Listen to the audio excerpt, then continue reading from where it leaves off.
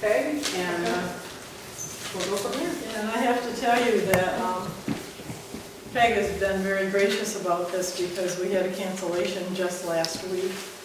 And I called and she agreed to put on the program, so we need to really appreciate her. Yay.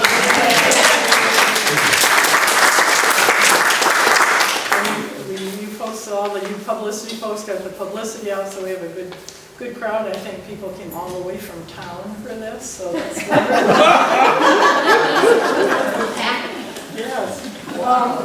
I've known Peg for a long time, and she's a wonderful historian and archivist. She has a Master's of Fine Arts degree from the College of William and Mary. Another alum here? No, we just know of it. Okay.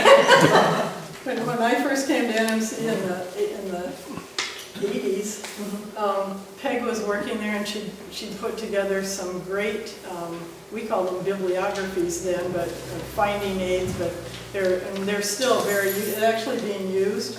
One was on, I think, women's studies, and one was on Native American information. So she's had done a lot of work with that. You may be familiar with her name.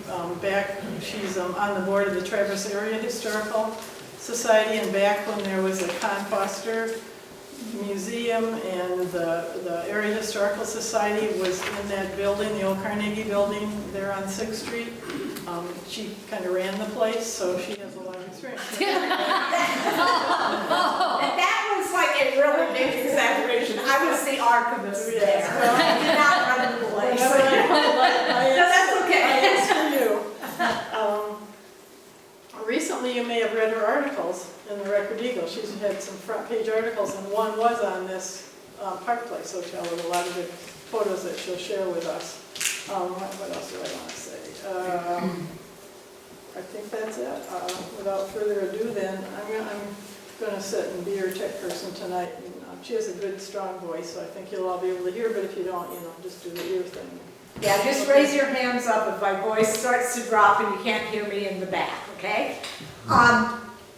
Most of you have probably noticed there's a lot of changes going on at State and Park Street right now in Traverse City, including a lot of changes to the iconic Traverse City landmark, the Park Place Hotel. Now, you notice here, this is not a picture of the Park Place Hotel. Does anyone know why I have a picture of the Campbell House up here? It started out as the Campbell House. Yes, the Campbell House was built in 1873. And eventually it would turn into the Park Place. And by continually adapting to the times, the Park Place survived the Great Depression, bankruptcy, and in the last few decades, it has survived a lot of competition, not only in downtown Traverse City, but around the area. Go ahead. So this is a picture of the current entrance to the event center that they just built. Go ahead, you can. A mock-up of what that area of State Street will look like if the most current building is approved.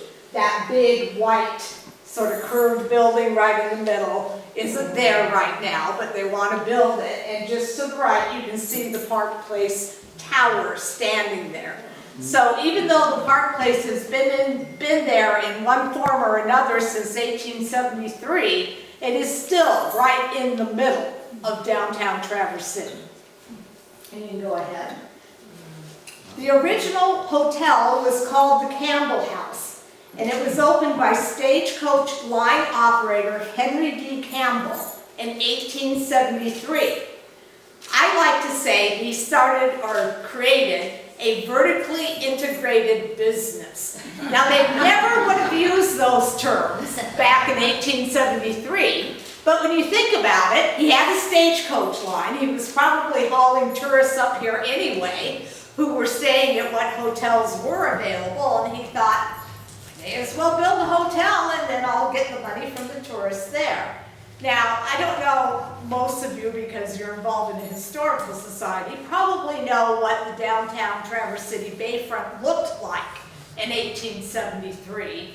And I'm sort of surprised any of the tourists would actually choose to stay in town at that point in time, because it was totally industrial. There were business people that would stay at this hotel and townspeople that would stay at the hotel. A lot of the tourists actually went up Leelanau Peninsula, came out here to Neotawana, came up onto Old Mission. They wouldn't actually stay in Traverse City proper. Now, the Campbell House was a white 3-story clapboard wooden resort-style hotel. As you can see, it had verandas on the north and west side. So this faces the same direction as the front of the Park Place today. It had 50 guest rooms, and the 3rd floor was a ballroom.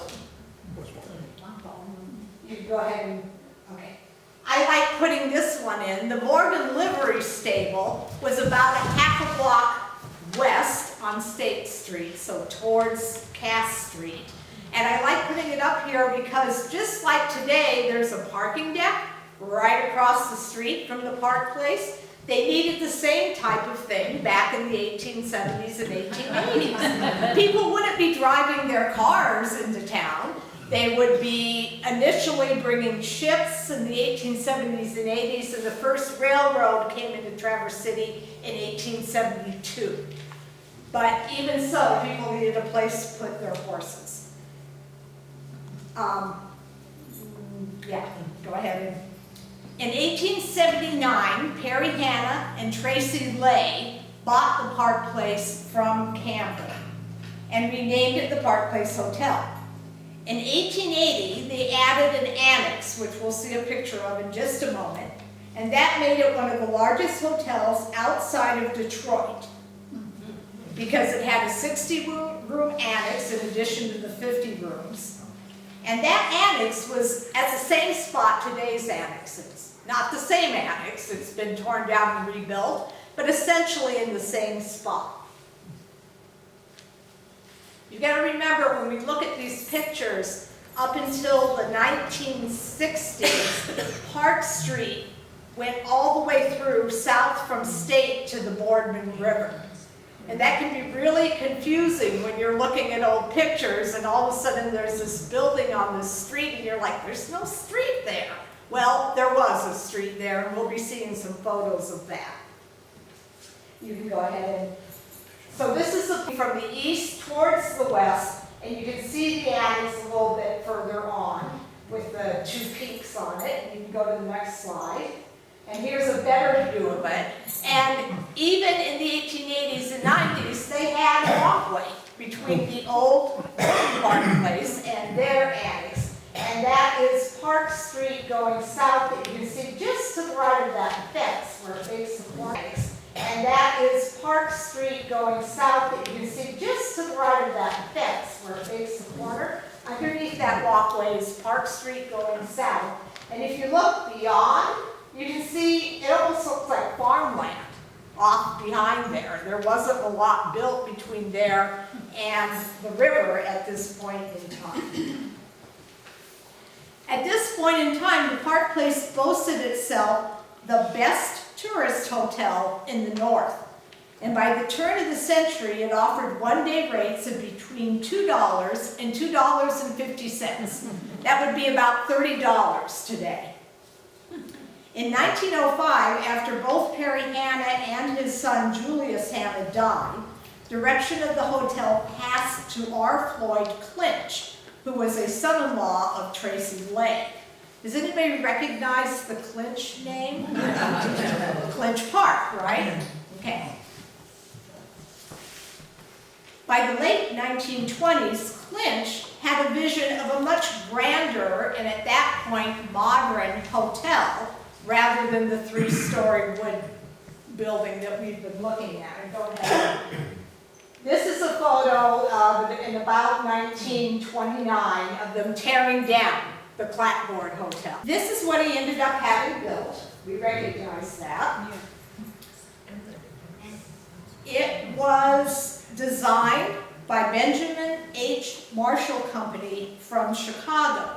Now we have a local historian here. Her name is Julie Chouperet, who knows an awesome amount about area architecture and nationwide architecture.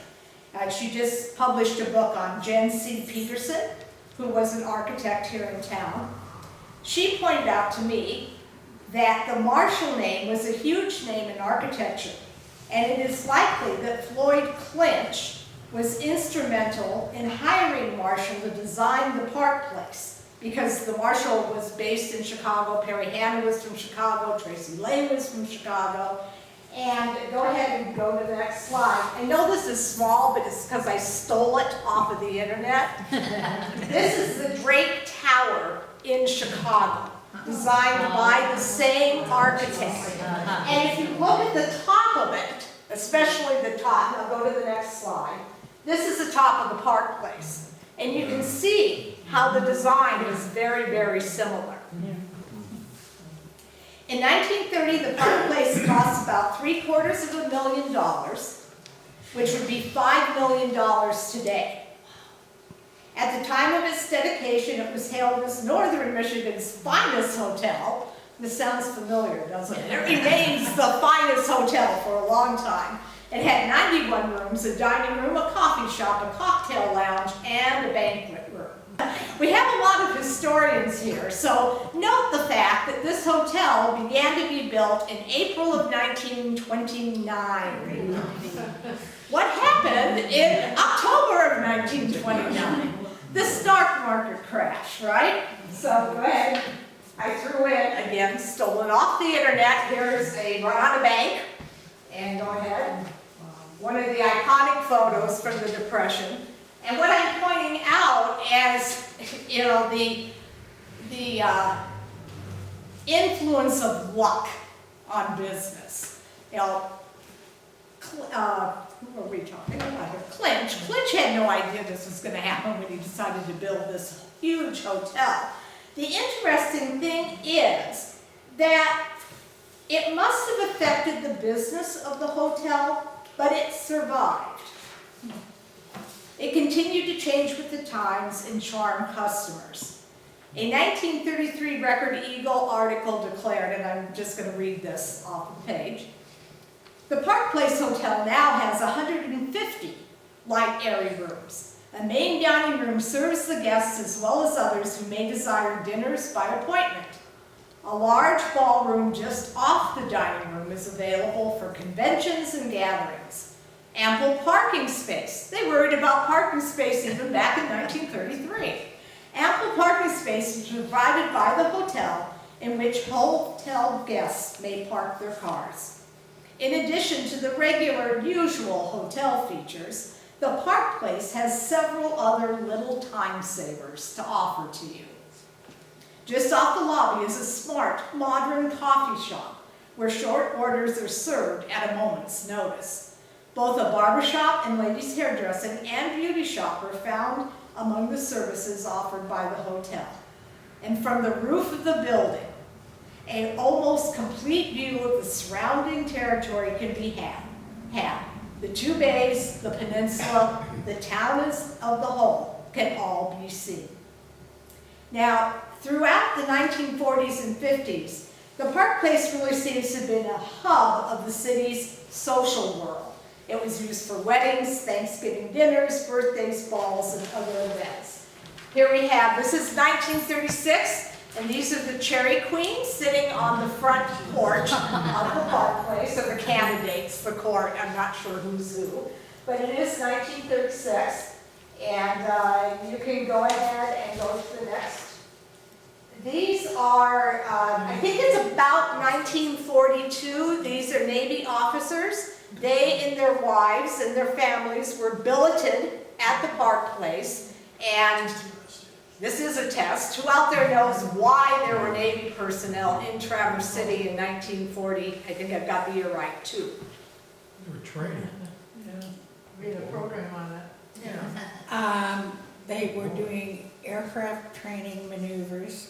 There were aircraft flight training going on, but specifically in Grand Traverse Bay, go ahead and do the next slide. They were experimenting with drones in Grand Traverse Bay. Now, for the same reason that there was Navy training of pilots going on in the Great Lakes, we were, considering it was better here than on either coast to do either of these things. It was much further inland, harder for enemies to reach.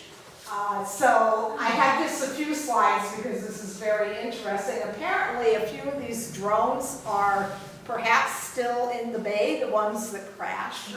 And Northwestern Michigan College today actually has a drone program, doesn't it? So I thought that was an interesting balance. So go ahead and just go through. There's a plane landing at what looks to me like is now the Cherry Capital Airport is my guess. And then another shot. Cherry County Playhouse. Now we're back into the 50s, 60s. This is probably the 50s. Before the dome was built, the Cherry County Playhouse put its plays on across the street. So we're looking south from the Park Place towards the bay, directly across the street.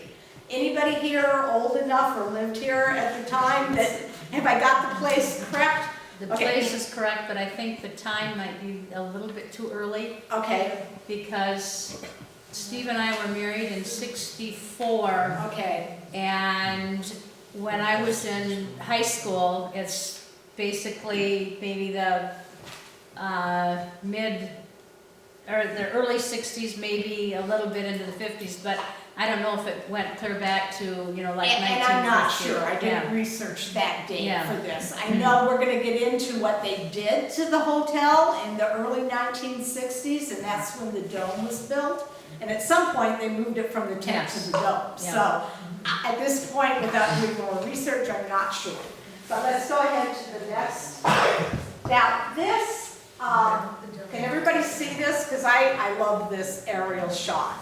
This shows what the Park Street looked like going south to the river up until about 1962 or 3. I'm not sure exactly of the date. But you can see the annex to the right, the Park Place Tower on the left, Park Street went all the way through to the river.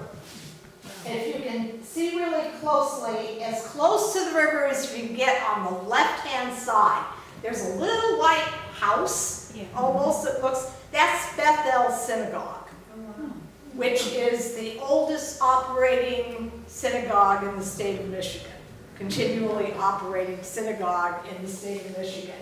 Now, if you know what that area looks like today, totally different. And it was done in stages.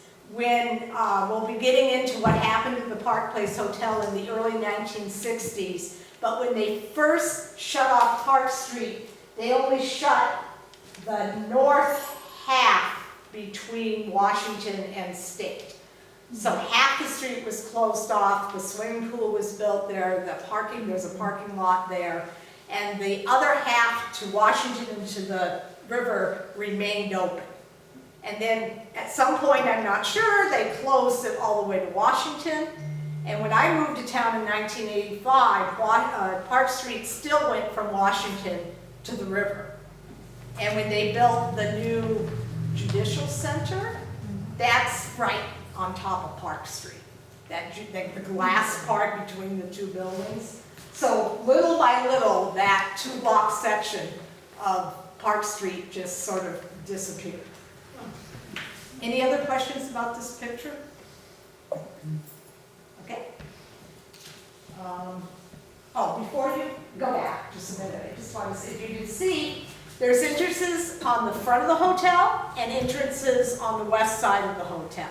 Larry Haynes is a member of the Traverse Area Historical Society Board and has lived in town for decades and decades.